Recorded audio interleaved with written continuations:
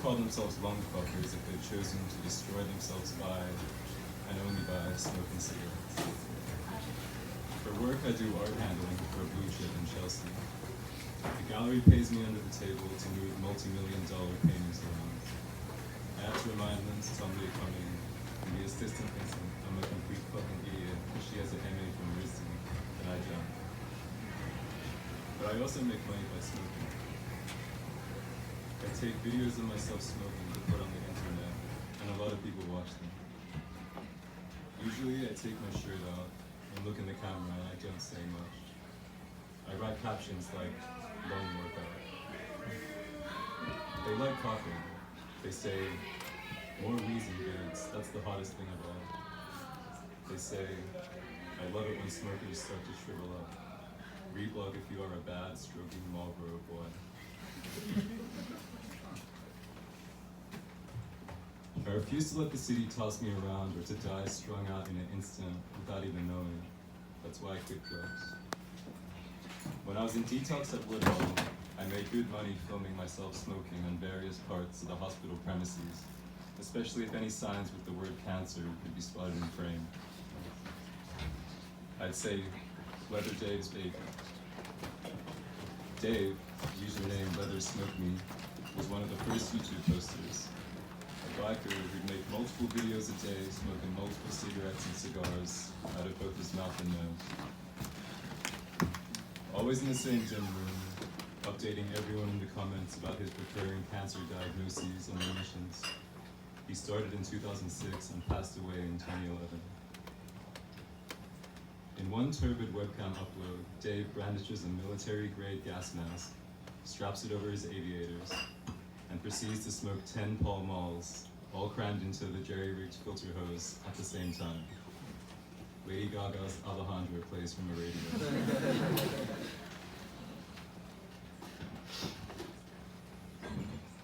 All in all, I love smoking. I love how cigarettes taste different according to the moisture in the air, and the wind according to wherever in the world you may stand. I remember being pale and in college, and the damp earth taste of the Dutch lowlands, or sucking in the dusty sun above the Malaysian countryside. I think that Kurt Cobain's suicide note was the least interesting thing he ever made.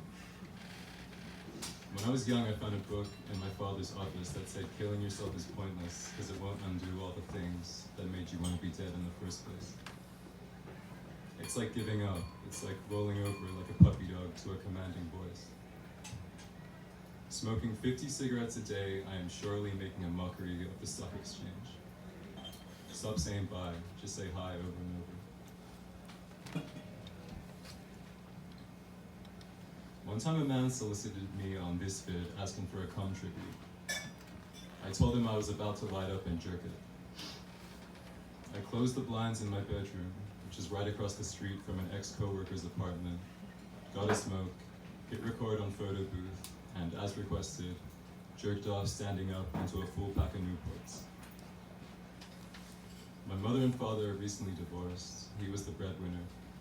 She's an American expat, and I worry about her alone in Melbourne, growing frailer, making rent. She's trying to be the actress. Sometimes my boss doesn't want me for weeks.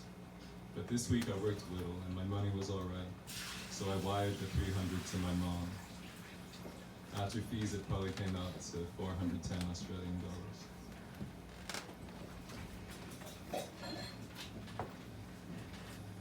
The man wrote back to me, "I love you so much. So handsome, heavy smoker. Smoker I dream about, smoker I envision as having it all. I can smell the cigarettes on you, taste your cigarette breath, kiss your yellowing teeth. I can feel your tight chest as it coughs up the tar inside it. You're mine." My mother agent fired me last year for being unavailable. He never got my face on Houston and Lafayette, but now it's all over Tumblr, ThisVid, and FetLife. So fuck him. I told Shay, "I love you more than you could understand." She said, "You couldn't love me this much if I didn't love you just the same." I believe she was right, but I still wish that I could. I told her I thought that maybe if we lived our whole lives in North Korea, we'd be happier, love each other even better, but she disagreed. I wish I was an illegalist or a terrorist under the Tsar, a beautiful loose collar of the people's will.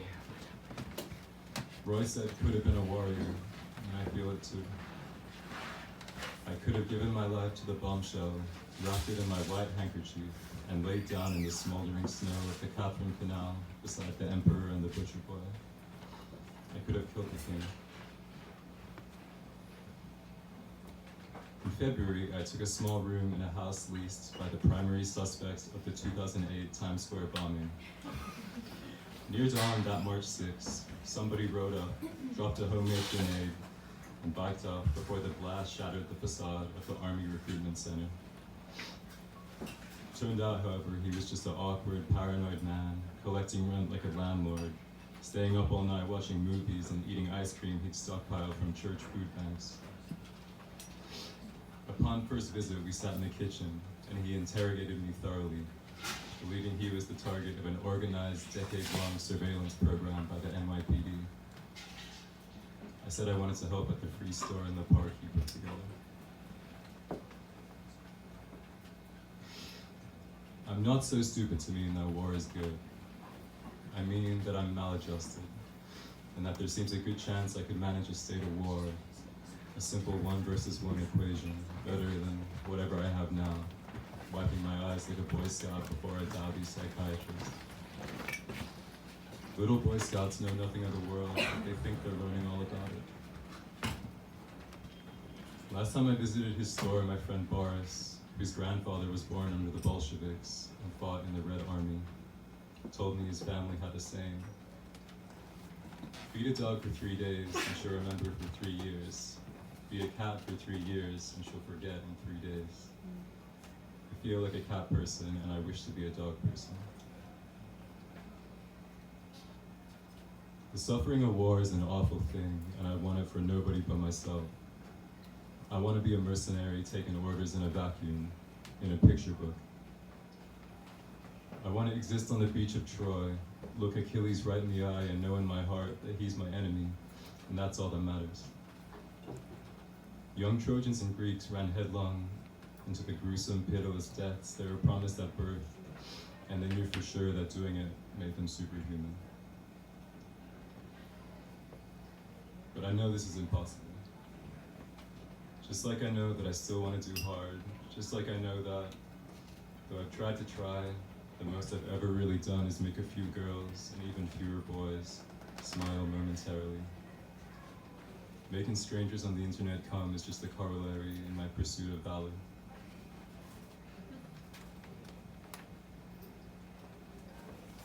Dylan Pountney was the prettiest, most popular Lungfucker, and I got into it through him.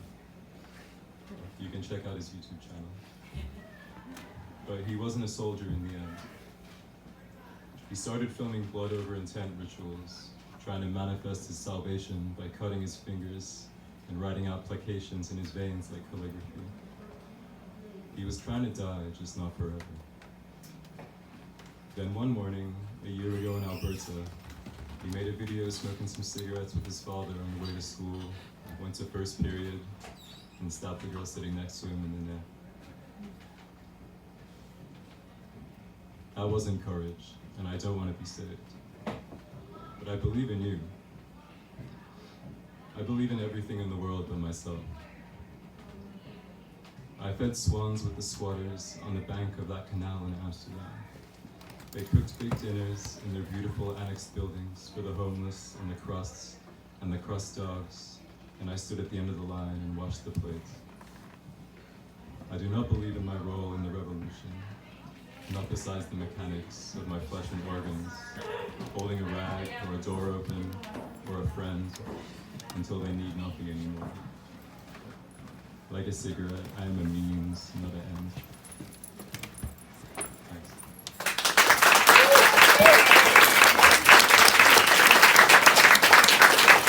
Thank you everyone for coming. Very nice.